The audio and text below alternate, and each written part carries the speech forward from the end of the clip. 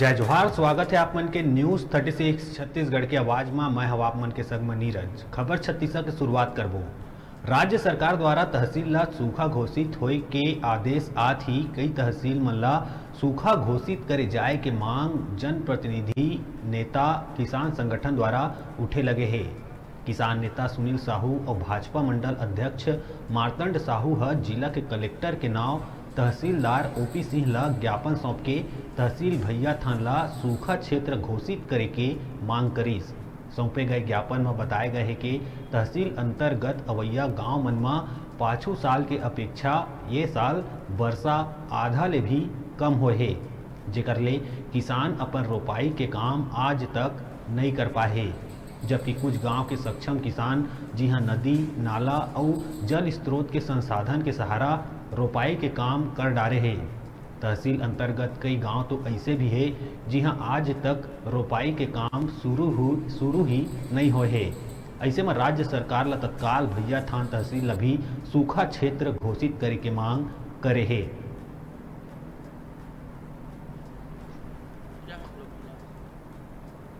हम सभी किसानों के साथ भैया थान तहसील को भी सूखाग्रस्त घोषित करने की मांग किए हैं, क्योंकि कल एक आदेश जारी हुआ है जिनमें हमारे भैया थान का नाम भैया थान तहसील का नाम नहीं है।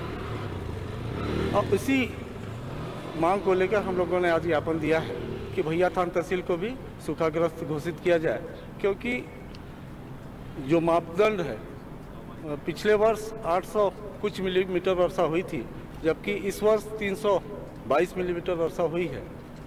इसलिए हम लोगों ने मांग किया है कि भैया थान तहसील को भी सूखाग्रस्त घोषित किया जाए। अगर सूखाग्रस्त घोषित नहीं करता है सरकार तो ऐसी स्थिति में क्या करेंगे? सूखाग्रस्त घोषित नहीं करता है सरकार तो हम लोग सभी किसानों के साथ मिलकर आंदोलन करने पे बाध्य होंगे, क्योंकि किसानों के पास दोहरी मार है और किसानों के पास कोई काम नहीं है। तो किसान आंदोलन करने के लिए बाध्य होगा अगर भैया थान तहसील सूखाग्रस्त घोषित नहीं होता है।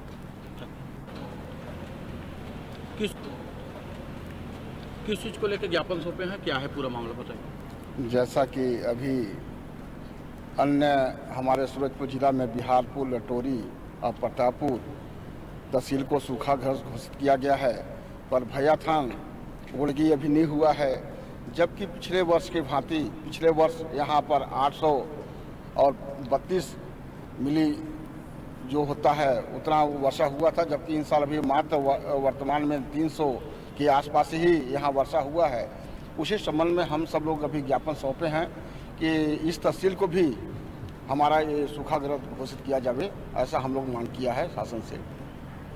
क्षेत्र में बहुत जगह खंड वृष्टि हुआ है, इस विषय में भी जिक्र किया गया है। कई जगह बहुत ही रोपाई कार्य प्रारंभ नहीं किए हैं, फिर भी नहीं में चूक होना, बिल्कुल तो का चूक होना क्या मानते हो? ये जरूर है कि खंड वृष्टि कहीं कहीं थोड़ा बहुत वर्षा हुई है।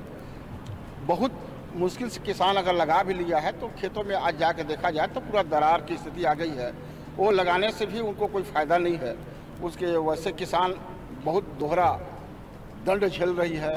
खाद के कीमतों में भी काफ़ी हताशा वृद्धि, ऊंचे दर पे खाद लेके सोसाइटी से खाद न मिलना, व्यापारियों से खाद लेके किसी तरह किसान खेती किया है और निश्चित रूप से कि कुल मिला के किसान को बहुत बड़ा नुकसान झेलना पड़ा है।